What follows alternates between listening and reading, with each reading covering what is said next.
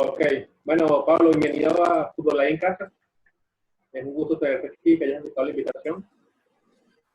Y bueno, para que la gente que no te conozca, un periodista deportivo especializado en el tema femenino, un poco sobre tus inicios, cómo te interesaste por el fútbol, qué te llamó la atención por esta disciplina y bueno, coméntanos algo. Sí, sí, se perdió como...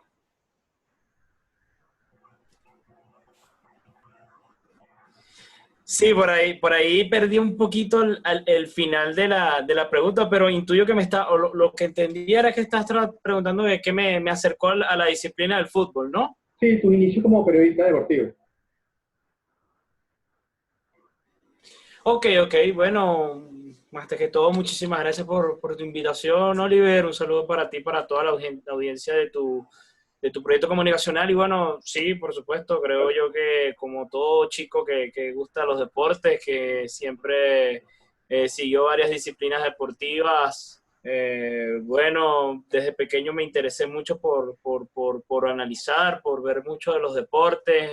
Me hubiese gustado practicar alguno, condiciones físicas así no lo permitieron. Y bueno, vi que a medida que fui creciendo, vi que la mejor manera de vincularme con el deporte era a través de los medios de comunicación. Desde pequeño siempre me habían dicho que yo tenía una capacidad buena para seguir el deporte desde ese punto de vista. Y bueno, eso fue madurando hasta que decidí estudiarlo. Y bueno, gracias a Dios he tenido la oportunidad de ejercerlo. Pero siempre tuviste esa mentalidad de estudiar periodismo apenas terminabas el liceo.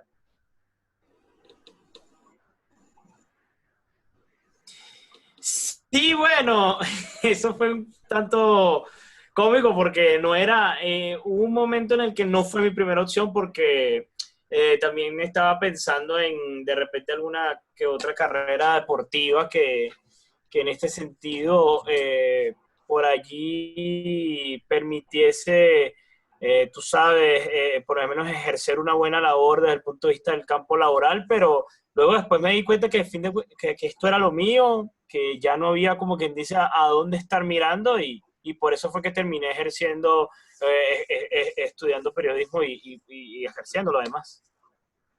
Ok. Pablo, antes de entrar de lleno con el tema femenino, quisiera que nos comentaras un poco sobre tus pasantías en los medios de comunicación, tu experiencia, en el blog, ahora en tu proyecto nuevo de Más allá del gol. Coméntanos un poco sobre tu experiencia hasta ahora en medios. Vale. Por supuesto que sí. Bueno, yo, más allá del gol es como decirlo, es el tercer espacio radial en el que intervengo. Es el primero que por así decirlo, tengo como la dicha de poder haber fundado y de poder haberle dado, como quien dice, un orden. Antes de eso comencé en una emisora de radio que seguramente mucha gente conoce en los últimos tiempos, como es la de TNO Radio, que por ahí ha Okay. pasado mucha gente que ha comenzado y compañeros de promo y compañeros de distintas áreas han pasado por allí, han comenzado por allí. Yo lo comencé en el año 2014 en un programa que se llamaba La Grada. Ahí hablábamos de fútbol venezolano, de fútbol internacional, una hora los sábados teníamos ese programa nosotros. Okay. Estuve compartiendo panel con el periodista Fernando Cámara, que luego después fue jefe de prensa de Deportivo Petare, fue redactor de fútbol del Diario Nacional, hoy se encuentra en Portugal, y de Enfer Rodríguez, que ha sido comentarista y locutor de radio de distintos circuitos radiales del fútbol venezolano, Metropolitano, Estudiantes de Caracas, entre otros equipos, y un analista estadístico que se llama Adrián San Martín, que él se encuentra en estos momentos en España. Con ellos fue que di mi despegue futbolístico a nivel del campo radiofónico. Luego después, cuando comienza la era de las pasantías, yo termino de desvincularme de este proyecto por temas meramente académicos. Empecé a realizar otro tipo de estudios aparte de mi carrera como tal y bueno, tuve que tener esa pasantía por allí. Y luego cuando ya comenzamos lo que son las propias pasantías académicas, las que te exige la universidad para lograr tu título de grado, yo las hice en plenitud en la emisora Radio Caracas Radio, donde ejercí en varias facetas, productor, asistente de producción, productor de audio, máster, en fin. Y a raíz de esa pasantía y de lo que significó después mi posterior contratación, por así decirlo, porque yo ejercí como trabajador a lo largo de un par de años más aproximadamente, se me dio la oportunidad de estar en un espacio de radio dedicado al fútbol, que era los domingos en hora de la tarde. El programa, este espacio se llamaba Zona Fútbol, donde compartí con su productor y su voz de identificación, por así decirlo, su cabeza, que era Ignacio Nacho Rodríguez, que fue el que me dio la oportunidad. Muy cómico porque la oportunidad se dio en un juego de Estudiantes de Caracas en el Brigio Iriarte, en el que lo identifiqué con su identificación de Radio Caracas Radio, y le dije que yo había trabajado, o sea, yo era pasante allí, que me extrañaba ver a alguien de esa emisora en un juego de fútbol. Me explicó su proyecto y al día siguiente me citó en su programa, y bueno, ahí estuve casi 3 años, estuvimos por allí por ese programa llamado Zona Fútbol, cuando la emisora todavía estaba abierta, porque como todos saben, el Radio Caracas Radio cesó sus transmisiones el año pasado. Ya va a cumplir un año de estar fuera del aire para todos los radioescuchas, y bueno, estuvimos 3 años por allí ejerciendo y trabajando, hicimos reporterismo, estuvimos como panel, y bueno, y luego, bueno, después de esa experiencia y bueno, después de ese primer tanteo con lo que era el deporte, sin ser, por así decirlo, mi trabajo diario, porque yo trabajaba, era con los programas matutinos y ninguno tenía que ver con deporte, lo único que era de deporte era ese, y era nada más los domingos. Decido buscar, por así decirlo, ya un medio que me dedicara 100% al deporte, y gracias a una persona que sin duda alguna le tengo mucho aprecio, como lo fue o como lo es, Juan Salvador Muñoz Aponte, que era coordinador de la web del diario Meridiano. Él era alumno de mi abuela, que ella es docente universitaria, y le planteó la posibilidad de buscar un periodista que se encargara del área de la web del diario Meridiano. Entonces, ahí, como quien dice, me comenta la situación, yo me pongo en comunicación con él, y bueno, desde entonces empecé a laborar allí en la web del diario Meridiano, y duré un periplo de unos 6 meses. Por ahí viví muchas experiencias bonitas, porque entre esa etapa estuvo la etapa de mi graduación, y como quien dice, yo por ahí quería mantenerme en ese estatus mientras me graduaba.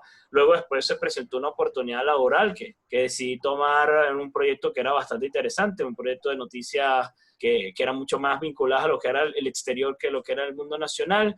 Ahí culminó mi etapa en la página web del diario Meridiano, pero yo estando en ese proyecto decido, ejerzo como quien dice otras labores también, para mantenerme dentro del mundo del deporte nacional. Escribo para algunas páginas web, sigo con el programa de Radio Zona Fútbol, pero cuando ya salgo del programa porque el programa decidió no continuar, y el proyecto como que presentó allí unas variaciones en torno a su génesis, por así decirlo.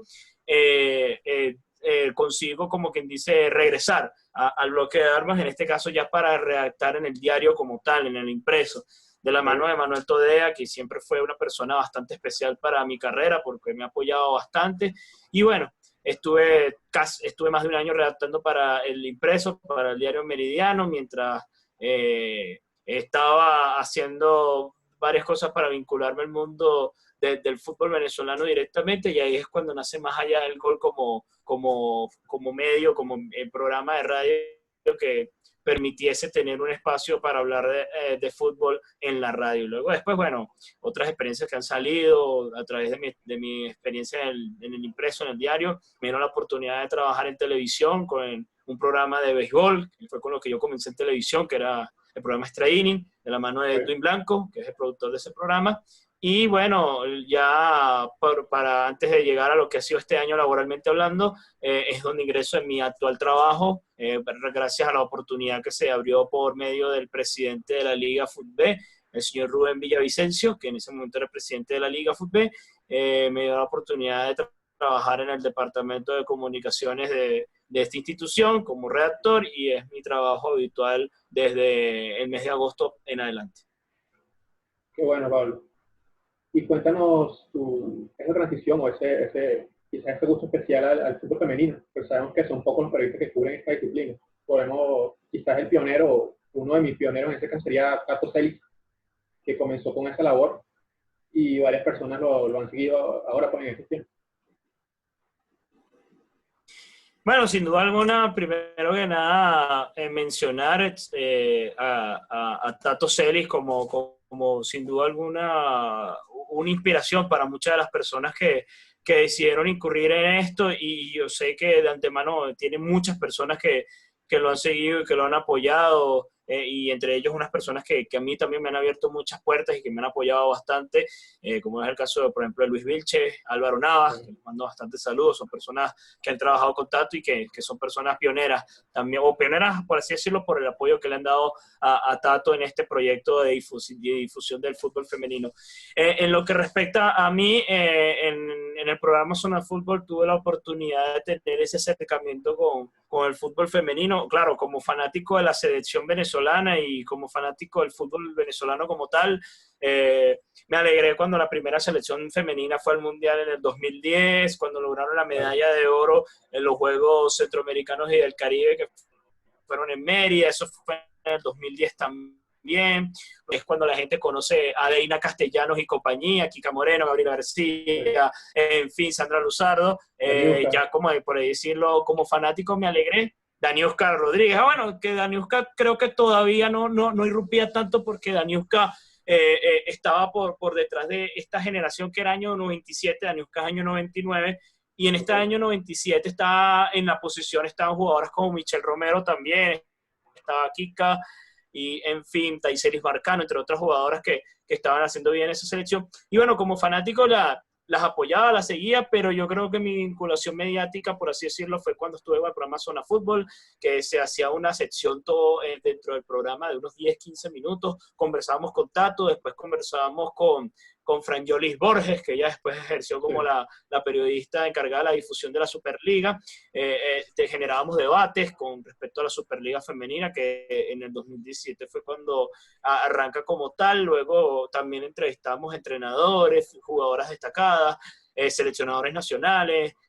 Recuerdo una vez tuvimos a Ken Ceremeta recién despedido de la selección, cosas así. Bueno, por ahí fue que me empecé a vincular un poco con esto del fútbol femenino. Luego después conocí a una persona, un amigo que hacía periodismo en la ciudad de Calabozo, en el estado Guárico, y a él me comentó mucho de las jugadoras de los jugadores, de los futbolistas calaboceños, que son muchos, y entre ellos hay muchas jugadoras también, como es el caso de Isaura Viso, Yailis Oliveros, y ahí hicimos como un pequeño blogspot de noticias de futbolistas calaboceños, y entre ellos le hacía seguimiento a estas jugadoras que en ese momento también estaban en la selección nacional.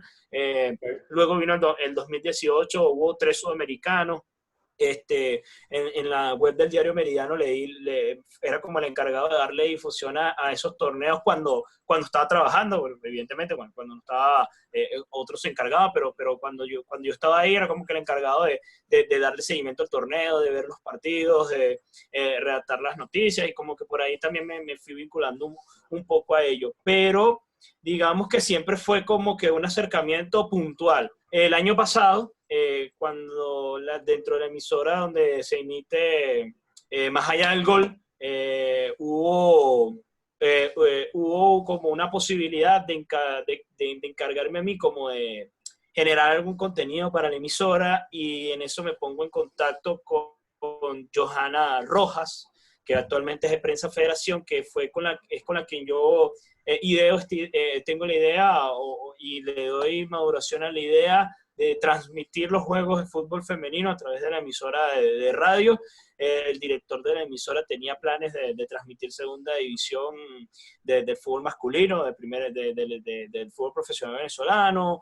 Por ahí había ideas también de transmitir primera, pero yo le convencí de que era mejor, vamos a tratar de difundir algo que no se estaba difundiendo, algo que no tenía como que un espacio dentro de los medios de comunicación. Ya segunda, varios equipos tenían sus circuitos, primera también, y era mejor vincularse a algo que no se estaba transmitiendo, también siendo un medio bastante nuevo y de poca difusión. Creo yo que lo mejor era apostar por el fútbol femenino en su Superliga, y bueno, tuvimos esas transmisiones de Superliga domingo tras domingo, que creo yo que nos hicieron ya definitivamente vincularnos con mucho más que simplemente eventos puntuales, sino que yo creo que ya nos hizo entablar ya un acercamiento total con lo que es el fútbol femenino venezolano. Ok, pero en su proyecto no solo manejan el fútbol femenino, también manejan el fútbol, manejan los dos al mismo tiempo, más allá del gol.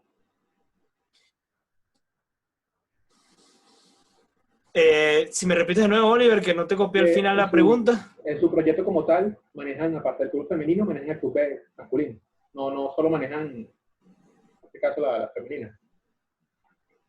Claro, claro, en ese sentido nosotros también nos hemos enfocado más que todo en lo que es las ligas nacionales. Creo yo que hemos tratado de darle un espacio a todo lo que son las ligas nacionales. Incluso no solamente nos quedamos con la Liga Fútbol, que evidentemente es el torneo del cual toda la gente habla y toda la gente le gusta informar, porque evidentemente es el torneo de primera división, es donde están las mejores figuras que están en el fútbol venezolano.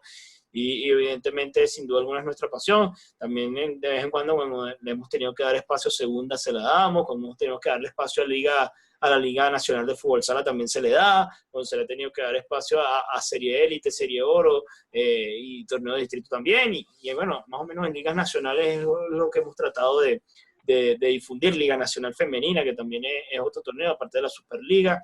Y en fin, más o menos por ahí van las ideas. Entonces, creo yo que eso también nos ha permitido acercarnos a distintos ámbitos del fútbol, porque de todos modos lo importante acá siempre es tratar de dar la mayor difusión posible de las actividades que sean dentro del ámbito nacional, que creo yo que lo merecen, porque hay cosas que se saben, pero hay cosas que sobre todo tampoco están a la luz pública de todos, por así decirlo.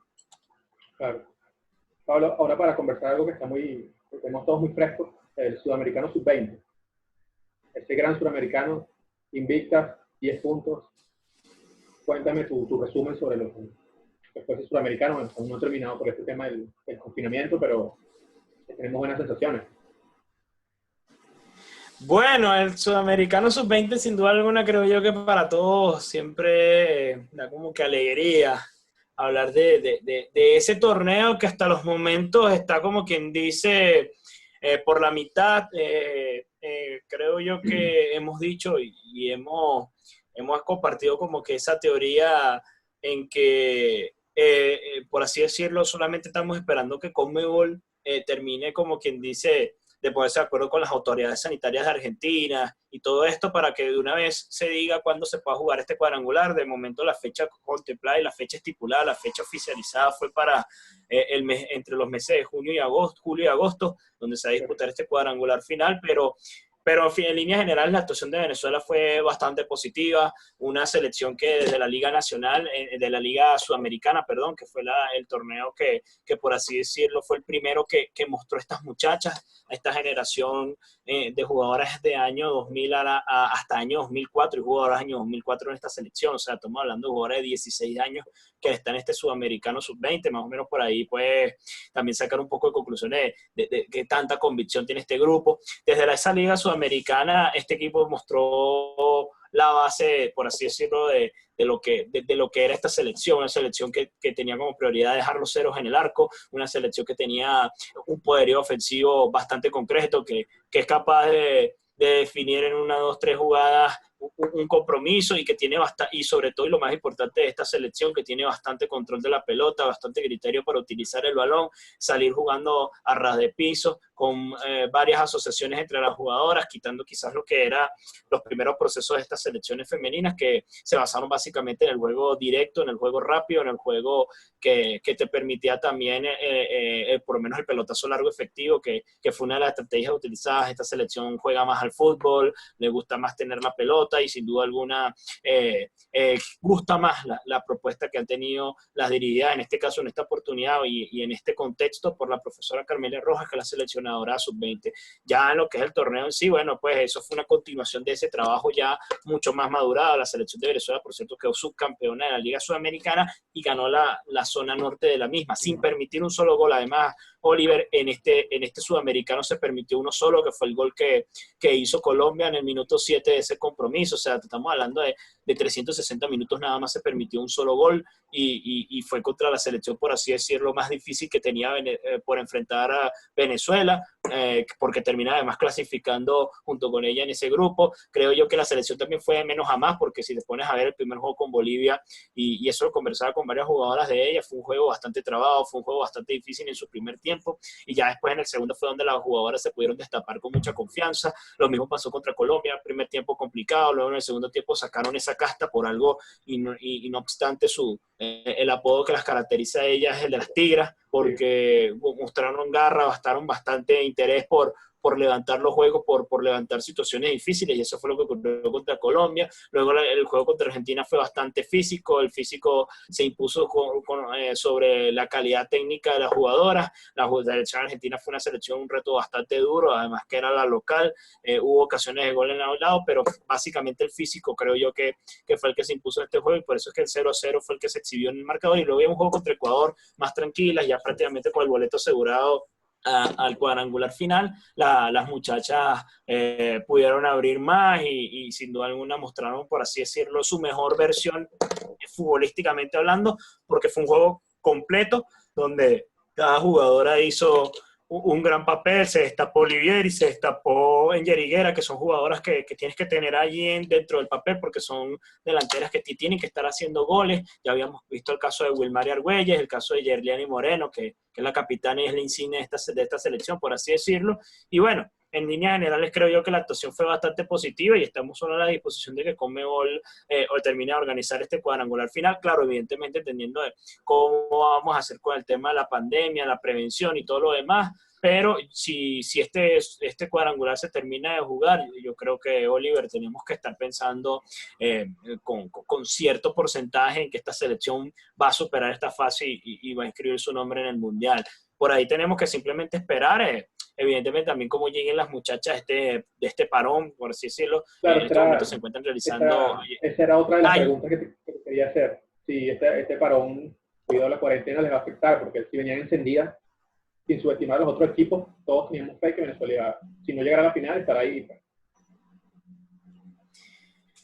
Ayer, conversando con Andrea Ceola, que es la defensora de la selección de Sub-20, me comentaba que el preparador físico de la selección, el profesor Lalo, como es conocido, el preparador físico de la Sub-20, les envió un plan de trabajo que consta, por así decirlo, se llama microciclos, que es una serie de actividades que se desarrollan a lo largo de 12 días, donde las jugadoras cada día trabajan un aspecto de juego diferente, el aspecto de la velocidad, el aspecto de la resistencia, el aspecto de la fuerza, el aspecto por así decirlo, del análisis de físico, y creo yo que por ahí están tratando de que las jugadoras, dentro de su rutina habitual de trabajo, tengan herramientas para poder mantener el mejor estado físico posible. Evidentemente, Oliver, es un tema que también afecta a Venezuela, afectará a Colombia, afectará a Brasil y afectará a Uruguay, que son las 4 selecciones del cuadrangular, que es el tema de no jugar en cancha, no estar en cancha, no tener los espacios dedicados para tener la pelota y tratar de mostrar, por así decirlo, un desarrollo futbolístico. Pero bueno, estas son cosas que están afectando a todas las selecciones, y me imagino que también existe la posibilidad por vía de herramientas de videos de poder trabajar desde otro punto de vista este tema del balón y este tema de los espacios reducidos. Por ahí creo yo que pasando un poco de categoría, la Sub-17 ha mostrado algunos trabajos con balón, pero evidentemente al tratarse de espacios reducidos no deben ser los mismos trabajos que estar en una cancha, que estar en un espacio amplio de juego. Pablo, y sin subestimar a los rivales, sabemos que todos los juegos se definen en el campo, pero a tu juicio, ¿cuál es el rival que a vencer en el Sudamericano? Que puede darle la pelea a Venezuela como tal, Brasil, Uruguay. Bueno, las muchachas siempre han hablado de Brasil, que por sí es el equipo más potente de esta categoría, tiene que quedar campeón de la Liga Sudamericana, derrotó a la selección nacional 2-0 en el Senar San Felipe, Senar Evelio Hernández de San Felipe, es una selección que sin duda alguna tiene que prácticamente muchos dan un pie de esta selección en el Mundial, por la calidad técnica de sus jugadoras, por la dirección técnica que tienen, la entrenadora sueca que ganó medalla de oro en 2012 en los Juegos Olímpicos de Londres, que ahora comanda el proyecto de Brasil y prácticamente los entendidos dan por escrito que esta selección en teoría tiene que estar en el Mundial. Por ahí las muchachas han mostrado su inquietud y sus ganas de poder derrotar en cancha esta selección o de poderles hacer el mejor de los juegos posibles, como pasó en San Felipe, solo que en ese día la selección erró muchos goles o muchas ocasiones de gol, por así decirlo, y me imagino yo que por ahí, o por así decirlo, es la selección a vencer. Colombia es una selección que ya Venezuela derrotó en fase de grupos, la derrotó en la Liga Sudamericana, es una selección que igual tiene bastante cuidado, tiene bastante potencia, sobre todo por las bandas, comandadas por la jugadora Giselle Robledo, que es la figura de esta selección, pero a la cual Venezuela logró anular bien en los encuentros de fase de grupos. Fue muy importante tenerla a raya para que el equipo pudiese responder de buena manera desde el punto de vista ofensivo. Y bueno, pasa el caso de Uruguay, que sin duda alguna, Oliver, y yo me unía con este comentario que hacía la propia Ceola el día de ayer. Uruguay fue la sorpresa de este sudamericano sub-20, sobre todo Oliver, porque está en el grupo de Paraguay, y nosotros teníamos entendido, por lo que habíamos visto, incluso Oliver, Venezuela jugó con Paraguay 4 veces en el ciclo de preparación del sudamericano. Jugó en la zona norte, jugó 2 amistosos y después jugó en la final de la Liga Sudamericana. O sea, estamos hablando de 4 juegos donde pudimos sacar como conclusión de que Paraguay era, junto con Brasil, las selecciones más complicadas de este sudamericano. Y resulta y acontece que, bueno, pues la sorpresa que te deja el fútbol, Paraguay perdió un juego clave con Uruguay 4-2 y finalmente fue la Celeste la que se terminó colando entre los papeles para la clasificación a este cuadrangular final. Es una selección a la que Venezuela también la ha enfrentado y le ha ganado en su 17, pero hay que decir que en sub-20 las cosas cambian, son selecciones más maduras, las jugadoras tienen conocimiento de sus rivales porque las enfrentaron en el ciclo sub-17, pero base a los resultados que han tenido, hay que tomar en cuenta que no precisamente no es un reto nada fácil el hecho de enfrentarse a una selección como la Uruguay, que por cierto, si el sudamericano, el cuadrangular final se termina de jugar en las fechas que estipuló Conmebol, lo estarán haciendo en el invierno sudamericano, en el invierno sureño, que eso favorece quizás un poco más a las selecciones del sur de América, como es el caso de Uruguay, que está acostumbrada a ese tipo de climatología. Ok. Bueno, Dios mediante, esperemos buenos resultados en el mes de agosto y para satisfacción de todos. Pues. Pablo, cambiando un poquito de tema, queremos saber tu opinión acerca del tema organizativo de la Liga Femenina. Porque hemos entrevistado a varias chicas y todas coinciden en que es uno de los mayores problemas que tiene actualmente la federación.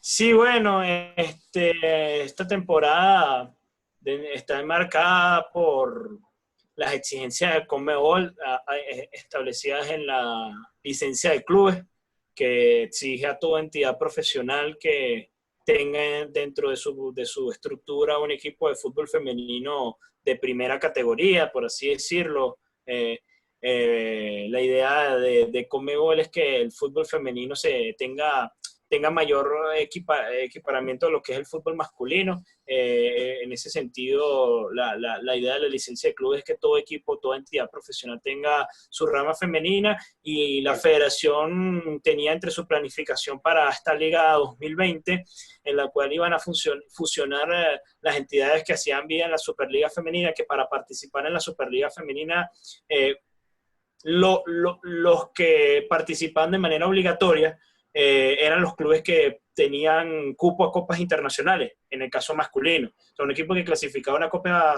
Libertadores, una Copa Sudamericana, tenía que tener a juro un equipo en Superliga Femenina y tener jugadoras con contrato profesional, porque se supone que, entre comillas, ellas sopesaban el tema de sus ingresos con los ingresos que recibían los clubes a nivel de concepto de participación de Copa Internacional. Ya después habían instituciones que participaban por por mero interés, porque le interesaba participar en una liga femenina y quería mostrar el mejor de su talento. Caso, por ejemplo, Flor de Patria, que ni siquiera es una institución profesional de fútbol masculino, es solamente una entidad de fútbol femenino. El caso de Flor de Patria, el caso, por ejemplo, equipos como Estudiantes de Caracas, Atlético Venezuela, que se fundaron en primera instancia en lo que fue esa obligación de tener equipo femenino por participar en Copa Internacional, que eso fue en el 2017, pero una vez estos equipos no volvieron a clasificar a competencias internacionales, siguieron apostando por lo que es digamos, el equipo femenino dentro de sus estructuras. Estudiantes de Caracas logró el campeonato en la última edición de la Superliga Femenina y para este año se preveía que Atlético Venezuela iba a ser una de las divisas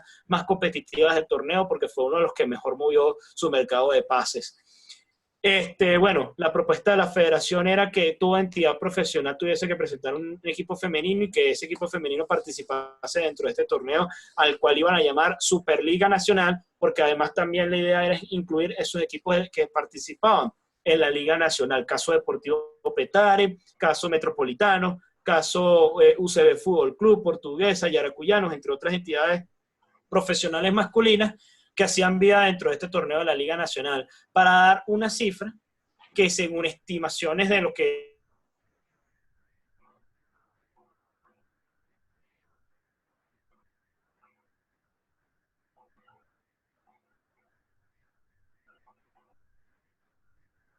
iban a tener su equipo femenino enmarcado en esta Superliga Nacional 2020, la cual estaba por discutirse era cuántos grupos iba a tener de competencia y sobre todo cómo se iban a distribuir estos grupos, si eran grupos de 7 equipos o grupos de 6 equipos según su zona geográfica, zona centro-occidental, zona centro-oriental, zona central, zona llanera, zona andina, en fin. Ese era más o menos el plan que tenía la Federación Venezolana de Fútbol en torno a la distribución de esta temporada. Sin embargo, bueno, como ya todos sabemos, la situación del COVID-19 creo que echó por la borda esto, o por lo menos no lo va a permitir sobre la base que está estableciendo la Federación Venezolana de Fútbol. Veremos cómo va a ser el reajuste. Otra de las cosas que también iba a ser novedad para esta temporada era que no iba a existir la regla del juvenil que se implementó la temporada pasada, sino que justo a jugadora de 16 años podía participar en el torneo y ya los entrenadores, según las plantillas que manejan, recordar que el fútbol femenino, Oliver, es un fútbol bastante joven en Venezuela. Creo que por ahí las plantillas de los equipos entre un 60, un 70%, por decirte un aproximado de las plantillas, los conforman por muchas jugadoras jóvenes, casi muchas nacidas del año 2000 en adelante, y eso también te habla un poco de lo joven que es este fútbol femenino a nivel de plantillas, ¿no?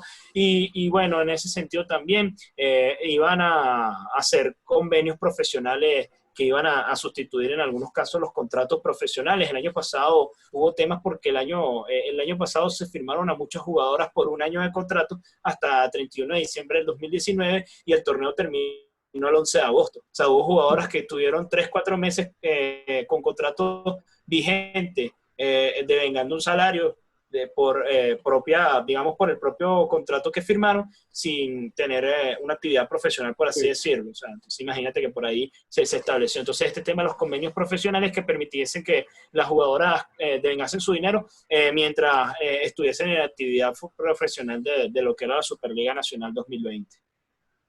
Pablo, y otra cosa que por lo menos yo he visto, no sé qué opinas tú al respecto, el tema de que hay más árbitros femeninos, y no solo que están, sino que son de calidad, pues. Sí, sí, por supuesto, y sobre todo además porque no solamente son calidad para lo que es nuestras selecciones nacionales, son de calidad para lo que son nuestros equipos, sino son de calidad de exportación, Oliver. Hay muchas de las jugadoras que participaron en el 2019 que hoy están haciendo vida afuera. Por ejemplo, la jugadora más valiosa, la jugadora más destacada de la temporada 2019, Maybe Mesa, está jugando en un equipo de primera división de Argentina, que este año hizo apertura a varios contratos profesionales, está tratando de hacer esa apertura al fútbol profesional en Argentina, y le dieron la oportunidad a esta jugadora Maybe Mesa de jugar allá en su campeonato. Hay muchas jugadoras que migraron al fútbol ecuatoriano, al fútbol colombiano, incluso algunas tuvieron la oportunidad de saltar el charco, como es el caso de Wilmary Argüelles, que también es figura de la selección sub-20, jugaba en el Caracas Fútbol Club y ahora lo hace en el equipo de Unión Deportiva Granadina, que es el equipo del Tenerife femenino allá en España, el equipo de Tenerife.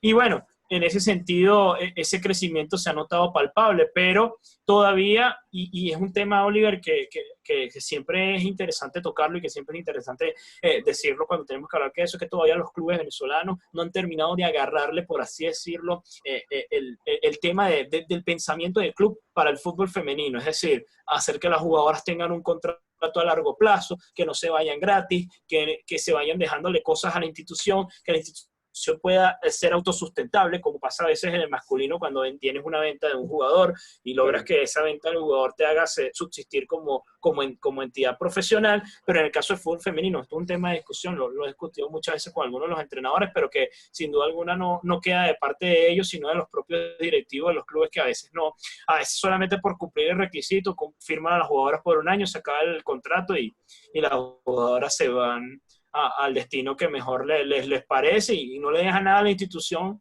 por la cual ellas pasaron. Claro, hay algunas jugadoras que también se van de instituciones porque las instituciones son incapaces de cumplir sus convenios laborales, sus compromisos adquiridos, y eso también es una realidad. Hay equipos que ni siquiera pagan todo el salario de la temporada, hay otros equipos que a veces no disponen de los recursos o no los utilizan para operar a las jugadoras cuando hay lesiones y eso sin duda alguna también es un tema por las cuales estas jugadoras tienen que lidiar a lo largo de toda una temporada del fútbol femenino.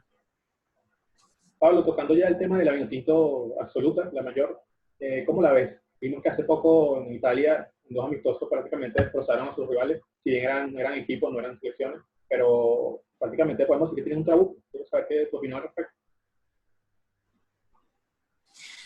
Bueno, la selección Vinotinto absoluta, que está teniendo una actividad, creo yo que sin precedentes en la historia de la selección mayor, porque como se entiende el fútbol, las selecciones mayores no tienen la misma actividad que las selecciones inferiores. Las selecciones mayores tienen que jugar cada 4 años una competencia oficial, que es la Copa América. No juegan premundial como se juega en masculino, no se juega torneos aparte de los que son los torneos, por así decirlo, FIFA, que es la Copa América y es el Mundial, claro. Y a veces los Juegos Olímpicos, si tienes esa posibilidad de participar. Por ahí lo que eso sopesa a veces los tiempos son los torneos, que sí, los Juegos Centroamericanos y del Caribe, los Juegos Bolivarianos, que por lo menos los Juegos Bolivarianos también se usan una selección menor, una selección sub-20, una selección sub-17.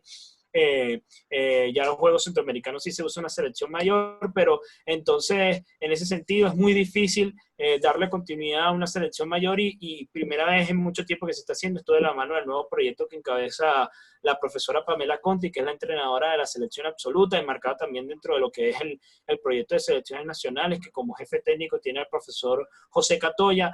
En ese sentido, la idea es darle continuidad en cada ventana FIFA a esta selección. En noviembre se hizo la primera visita a Italia, a la tierra de la seleccionadora nacional, donde ya en su presentación a la prensa, ella explicaba que iba a ser muy habitual la presencia de la selección en el viejo continente, sobre todo entre los países de España e Italia, que en España es donde hacen vida prácticamente la mayoría de las legionarias de la selección, y en el caso de Italia es porque ahí la entrenadora tiene muy buenas relaciones y sin duda alguna ha permitido utilizar buenas instalaciones y eso. En ese sentido, por supuesto, bueno, en noviembre se jugó esos 2 amistosos con Napoli y con Roma, se perdieron ambos, y para marzo se iba a jugar la Copa de Turquía, que era un torneo habitual del fútbol femenino en Europa, que se reúnen varias selecciones europeas y de otros continentes del mundo, y en ese sentido, o en esa oportunidad, Venezuela iba a jugar 3 compromisos, uno contra la selección de Hungría, el otro contra la selección de Rumania y contra la selección de Hong Kong. Iban a ser esos 3 juegos,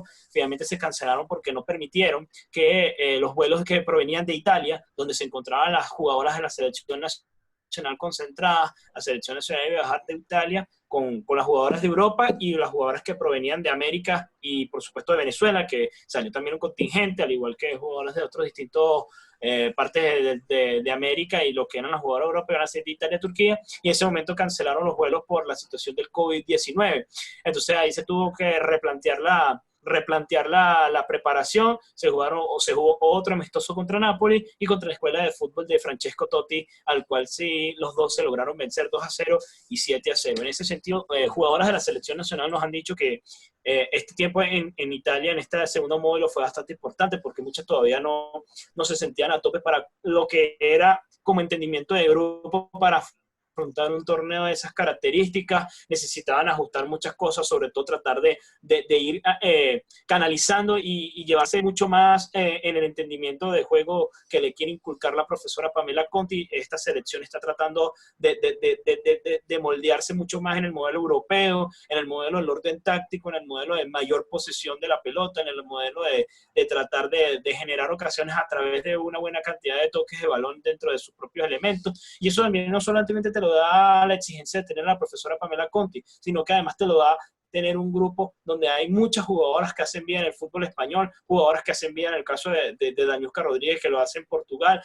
Ahora la sumatoria de Sonia O'Neill, a la cual solamente se está esperando que se le termine de concretar el tema burocrático para que termine de involucrarse plenamente con la selección de Venezuela y pueda también aportar su granito de arena. Ya hace vida en el fútbol de Escocia y en fin, bueno, las jugadoras que también vienen del continente americano, que también tienen ese estilo de juego de clubes extranjeros, pero que a su vez tienen que tratar de adaptarse también a la idea de la profesora Pamela Conti. Eso es lo que están tratando de moldear, lo que están tratando de trabajar, y me imagino yo que una vez superemos esta pandemia, nuevamente se seguirá reuniendo esa selección. Es bastante positivo que las muchachas desde 3 años, porque estamos hablando de que la Copa América va a ser en el 2022 y ya estas muchachas están desde el 2019 trabajando.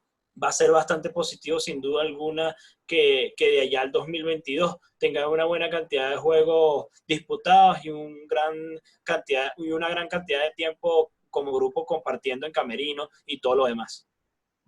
Pablo, ese era otro tema, digamos, polémico que quería tocar, el tema de Sonia O'Neill. Y, por ejemplo, si Pablo Rondón fuera el técnico de la Vinotinto, ¿tú la convocarías y la pondrías titular? ¿O piensas que hay suficiente material aquí para cubrir esa posición? Mira, eso es un tema que nos ha, por así decirlo, creo yo que nos ha llevado a recordar muchas otras escenas dentro de la selección nacional. Si tú haces memoria y haces recuento, recordarás, por ejemplo, cuando se incorporaron a la selección masculina los Felcher, Amorebieta, Daniel Hernández, Mario Rondón, en fin, Jeffrey Suárez, Cristian Santos, en fin, estos jugadores que mucha gente conocía, leía, tenía reportes, pero nunca los había visto en la selección nacional. Y más de uno te colocaba una Amorebieta, por ejemplo, titular en la selección sin haber tenido un juego con la misma, solamente por lo que era Amorebieta, por lo que significaba dentro del fútbol español y por esa experiencia europea que traía. Por decirte un ejemplo, el caso también de Mario Rondón, que incluso llegó a la selección siendo uno de los goleadores de Portugal, pero nunca había jugado un juego con la selección de Venezuela. Y sin embargo, en ese entonces el seleccionador nacional, César Farías, lo fue moldeando, lo fue colocando, lo fue dando oportunidades primero de suplente, luego después lo afianzó en uno que otro juego como titular, y lo mismo también pasó con Dani Hernández. Y en fin, más o menos la idea en ese sentido es que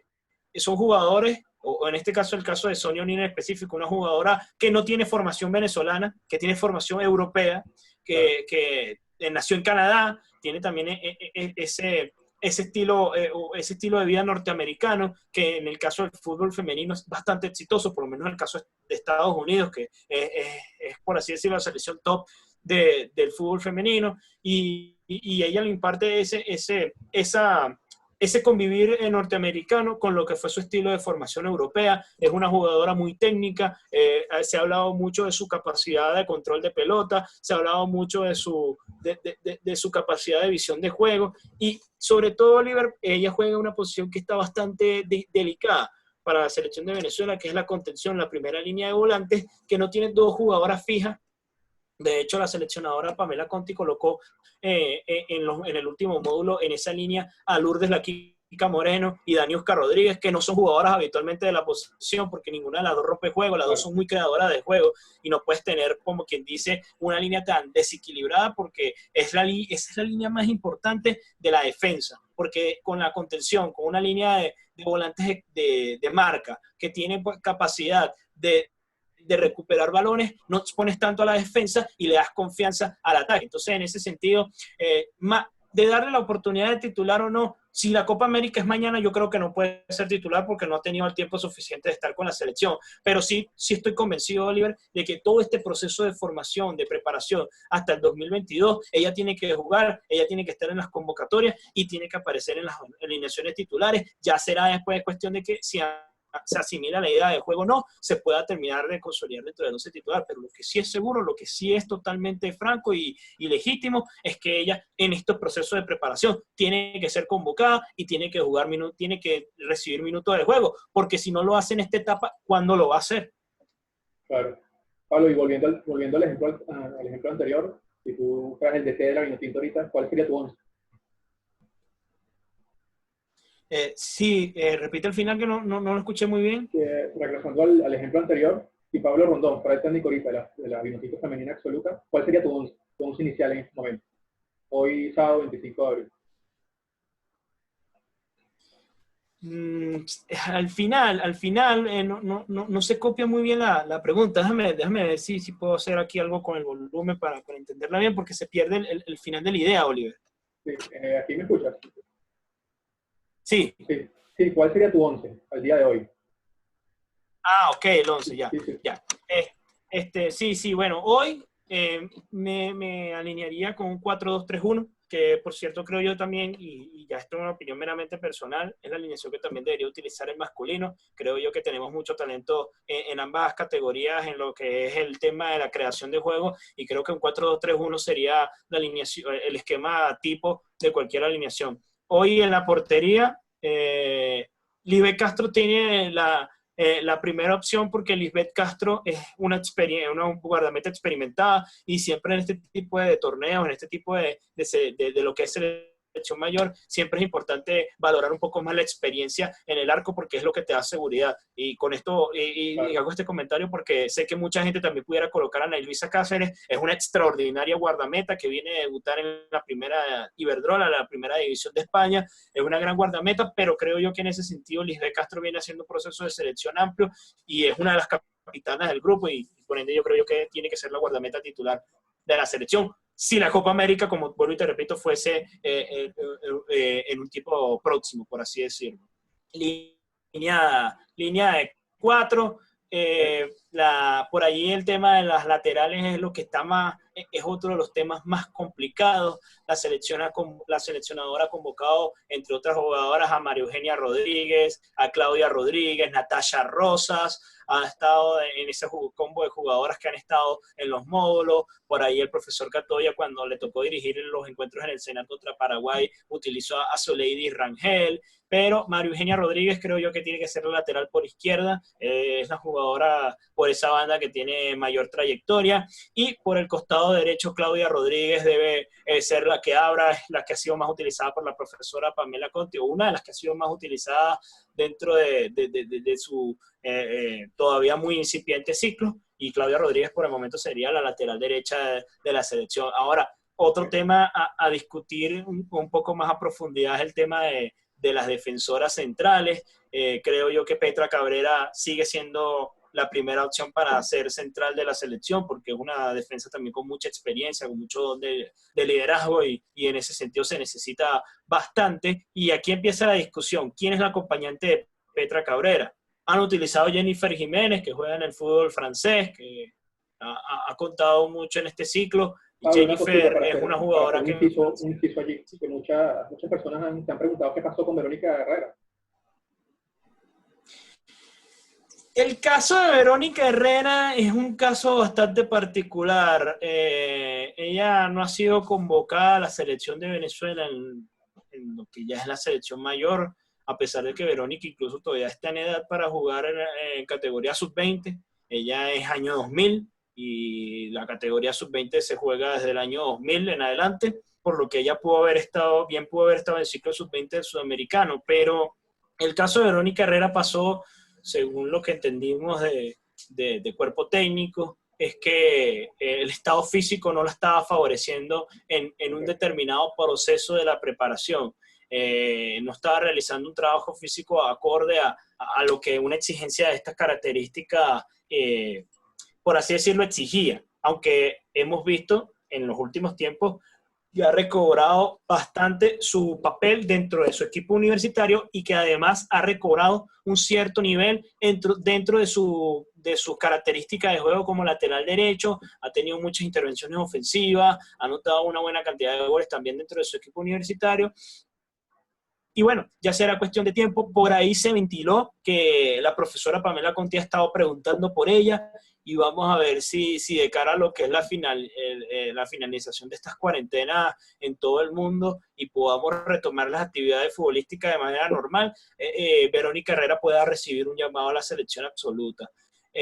Volviendo al tema de la defensa central, te hablaba de Jennifer Jiménez, que ha sido una de las opciones para ser central, pero ella en su equipo en Francia ejerce otro tipo de funciones también, lo cual le abre las puertas a otra jugadora que ha estado ausente de la selección, pero esta sí no quizás por disposición de cuerpo técnico, sino por temas, en primera instancia fue un tema de lesión y en otra instancia fue un tema burocrático, que es el caso de Sandra Luzardo.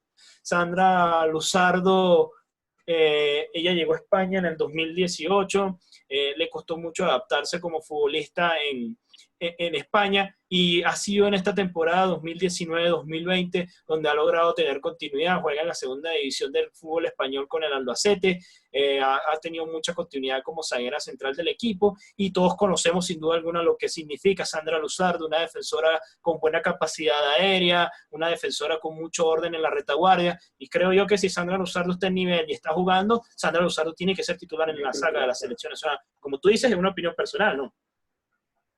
¿Tienes algo que decirme? No, no, te quería comentar, sí, que si está en plenas condiciones y no tiene ningún inconveniente, a mi juicio también debe ser la titular. Por supuesto que sí. Por lo menos ya en lo que es la primera línea de volantes, hoy creo que Michael Rinastudillo era o es la primera opción para ser titular. El caso de Michael Rinastudillo pasa porque no tiene la continuidad deportiva que hemos querido, ya fichó por el Betis para esta temporada 2019-2020, pero en el Betis no logró tener una participación muy importante dentro del equipo, terminó yéndose entonces al equipo de Cáceres, que es de la segunda división de España, y por ahí ha ido retomando un tanto todavía leve las actividades de fútbol, por lo que hoy Michael Astudillo debería tener la primera opción, pero necesita jugar y mantenerse en forma y ser parte de un 11 jornada tras jornada para consolidarse dentro de esa competencia de mediocampista de contención. El otro puesto está abierto, como te decía, la profesora Conti probó en esa línea en los últimos juegos a la Kika Moreno y a Daniuska Rodríguez. Si más o menos nos da un poco las opciones, podemos ver que la Kika pudiese jugar de retrasada como una volante 8, que de salida del equipo, para después darte la oportunidad de ver lo que son las tres jugadoras de creación, que por un costado tiene que estar Daniuska Rodríguez y por el otro costado tiene que estar Michelle Romero, que son las jugadoras que tienen mejor proyección y tienen sobre todo mejor entendimiento de la posición. Esto para dejar en el centro a Deina Castellano, que sería la jugadora que iría por el centro, y la referente de área, la delantera centro, por así decirlo, sería Oriana Altuve, que viene de ser es la goleadora venezolana de la Liga Iberdrola, la primera división de España, y creo yo que sin duda alguna tiene que ser la delantera titular de la selección de Venezuela en estos momentos, Oriana Altuve. Ese sería mi 11. O sea, que Pablo Rondón deja en la banca a Gabriela García, por ejemplo, a New. Sí, si me puedes repetir la pregunta otra vez. Que haciendo este ejemplo, Pablo Rondón dejaría en la banca a Gabriela García y a Daniuska Rodríguez. No. Daniuska sería titular por uno de los costados. Por uno de los costados junto con Michelle Romero. Sí, el caso de Gabriela García, bueno, es una de las mejores atacantes que tenemos. Creo yo que te aporta muchísimo dentro del terreno de juego, pero que por ahí, Oliver, siempre es importante también tener revulsivos, siempre es importante tener jugadoras que si hay un juego trabado, hay un juego por destapar, puedan salir y aportar, y creo yo que eso es lo bueno que tiene esta selección, que es una selección bastante profunda, una selección que tiene bastantes elementos, y eso que por ejemplo todavía no hemos podido contar con jugadoras como el caso de Isaura Viso, que no ha tenido continuidad deportiva, no ha tenido ese espacio como deportista en el año 2019, ya se fue a jugar al fútbol de China, lamentándolo mucho no tuvo una continuidad deportiva deseada por el cuerpo técnico para estar dentro de la selección. Esperemos que lo pueda hacer en este 2020 para que ella también pueda volver, porque es otra delantera letal dentro del área. Imagínate tener también otro elemento como el de Isaura Viso, que pueda cambiar la historia de un compromiso, como en algunos casos fue en la Copa América que recientemente se jugó en Chile. También otros casos como el de Paola Villamizar, que también se disputa por ahí un puesto con Dani Oscar Rodríguez. Creo que hoy yo vi a Paola Villamizar con la selección recientemente en San Felipe, la vi en los centroamericanos y del Caribe. Personalmente no he visto a Daniuska en la selección mayor y por eso quisiera que Daniuska fuese parte de mi equipo titular, porque además siento que una Daniuska a nivel es una jugadora que tiene capacidad de filtrar muchos balones al ataque, es una jugadora que le gusta tener la pelota y una jugadora que tiene una buena visión de juego. Entonces, por eso que yo la tengo de titular. Y en el caso de Michelle Romero, porque Michelle Romero es una de las mejores extremas que tenemos en el país en estos momentos, la capacidad de venir de atrás con velocidad, el momento deportivo en el que estaba pasando. Michelle venía marcando goles de manera consecutiva antes del parón de la cuarentena y creo yo que además es una jugadora que tiene en la sangre eso de marcar goles. Entonces, en ese sentido, bueno, lo bueno de esta selección, como vuelvo y te repito, es que tiene una buena cantidad de variantes en cada una de sus líneas y sobre todo en la línea de ataque que te deja esas opciones. Ojo, si Gabriela García en algún momento le gana la partida a Oriana Altuve, también sería bastante positivo. Estamos hablando de jugadoras que están más o menos en el mismo nivel, solo que hoy, desde mi punto de vista, Oriana Altuve, por ser la goleadora de la primera Iberdrola, goleadora venezolana, por así decirlo, oye, debería ser lógicamente la que tenga la primera opción de ser titular como delantera. Sí, estamos totalmente de acuerdo con eso. Ok. Pablo, para ir cerrando ya, queremos saber tu opinión en cuanto al tema de Deina Castellanos. Mucha gente está escandalizada porque ha llegado a ser banca, no está viendo muchos minutos. Queríamos saber tu opinión al respecto. Mira, como todos sabíamos, era un tema de adaptación al fútbol europeo. Deina viene de romper todos los récords en el fútbol universitario, pero estábamos hablando ya de lo que es fútbol profesional, estamos hablando de que es Europa, no es los Estados Unidos, y todo futbolista en su llegada a Europa tiene que adaptarse a lo que es el juego europeo, que es un juego distinto al que se practica en América. Y creo yo que por ahí Deinen tiene que estar en ese proceso de adaptación a Europa, en ese proceso además que no llegó a cualquier equipo, Oliver, llegó al Atlético de Madrid. Creo que también por ahí hay que tener un poquito más de paciencia, porque es un equipo potencia en el fútbol femenino español, está con el Barcelona, equiparado con el Barcelona. Entonces, en ese sentido, por ahí hay que darle un poco de tiempo para que ella pueda consolidarse y pueda afianzarse dentro de este equipo. Del talento no tenemos ninguna duda del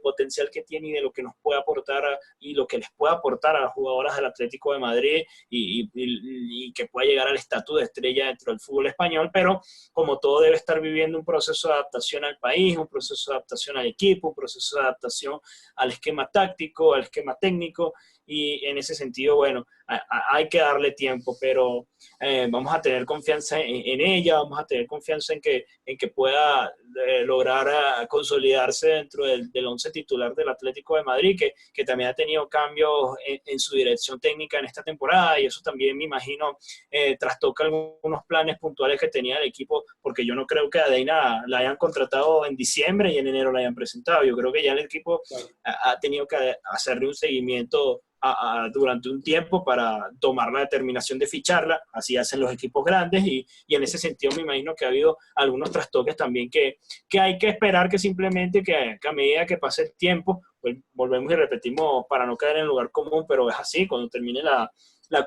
cuarentena, cuando termine este tema de la pandemia y se puedan retomar las actividades, a lo mejor una Deina con una pretemporada completa, porque también recordar que ella llegó en medio torneo, en media temporada, y eso también influye un poco en esa línea, porque no tuviste ese tiempo de preparación y de conocimiento dentro del club que sí pudieron tener las muchachas que están jugando desde el día 1 con el equipo. Y bueno, ahí hay que irlo moldeando, irlo entendiendo, porque no es fácil que una jugadora con 20 años, recientemente cumplió los 21, llegase y ya de una vez se quedase con el puesto de titular sin siquiera haber trabajado con el equipo, sin siquiera tener un tiempo prudencial dentro de la plantilla y sin siquiera tener los conocimientos básicos de lo que es el fútbol europeo como tal. Perfecto. Bueno, Pablo, no me queda otra que darte las gracias por aceptar la invitación, por tomarte el tiempo de conversar con nosotros acerca del fútbol femenino. Nos queda pendiente un tema del masculino, del fútbol, pero próximamente en otra oportunidad lo discutiremos. Bueno, nada, aquí estamos a la orden y seguir creciendo en el fútbol y en todos los ámbitos. Vale, muchísimas gracias, te deseo muchísimo éxito a ti, verdad que siempre es bueno que se abran nuevas ventanas para la difusión de nuestro fútbol venezolano, para nuestras chicas también, que tanto lo mencionan, Claro. y esperemos, Oliver, vernos en las canchas. Yo creo que todos necesitamos estar en los terrenos de juego, todos necesitamos volver a nuestra vida cotidiana, porque sin duda alguna, no solamente es una necesidad que va mucho más allá de los temas comunes, que el tema económico, el tema de estabilidad, sino porque ya es un tema que ya uno lo adoptó como estilo de vida. Y bueno, esperemos que sea así. De momento, bueno, estas herramientas son bastante buenas y bueno, cuenta con mi apoyo para que tus lives, tus videos tengan sin duda alguna bastantes éxitos y puedan seguir subiendo dentro de esa difusión del fútbol venezolano. Perfecto, Pablo, muchas gracias. Luego.